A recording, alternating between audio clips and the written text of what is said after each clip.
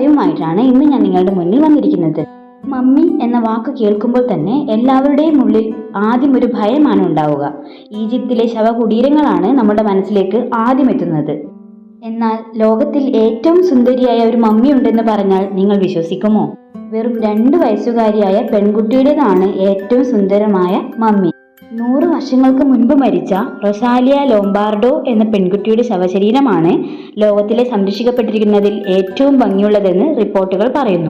1920 December 2-ന് അവളുടെ 2ാം ജന്മദിനത്തിന് തൊട്ടു മുൻപാണ് റൊസാലിയ ലോംബാർഡോ അന്തരിച്ചത്. ഒരുതരം ന്യൂമോണിയയാണ് ഈ പെൺകുട്ടിയുടെ മരണത്തിന് കാരണം. 100 വർഷത്തിനു ശേഷവും കണ്ണാടി ശവപ്പെട്ടിയിൽ വിശ്രമിക്കുന്ന റൊസാലിയയെ കാണാൻ ആയിരക്കണക്കിന് ആളുകളാണ് എത്താറുള്ളത്. പാതിയടഞ്ഞ കണ്ണുകളുമായിട്ടാണ് അവൾ ആ പെട്ടിക്കുള്ളിൽ കിടക്കുന്നത്. ഏകദേശം 8000-ൽ കൂടുതൽ മമ്മികൾ അവിടെ സംരക്ഷിക്കപ്പെടുന്നുണ്ട്.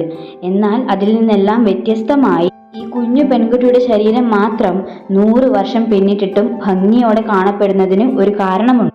ശരീരത്തിന് കേടുപാടുകൾ ഉണ്ടാകാതിരിക്കാൻ നൈട്രജൻ നിറച്ച ഒരു ഗ്ലാസ് കേസിനുള്ളിലാണ് റൊസാലിയയുടെ ശരീരം കിടത്തിയിരിക്കുന്നത് എന്നാണ് പറയുന്നത്. 100 വർഷത്തിനു ശേഷവും റൊസാലിയയുടെ അസ്ഥികൂടത്തിനും അവയവങ്ങൾക്കും കേടുപാടുകൾ സംഭവിച്ചിട്ടില്ലെന്ന് സ്കാനിങ്ങിലും എക്സ്റേയിലൂടെയും സ്ഥിരീകരിച്ചിട്ടുണ്ട്.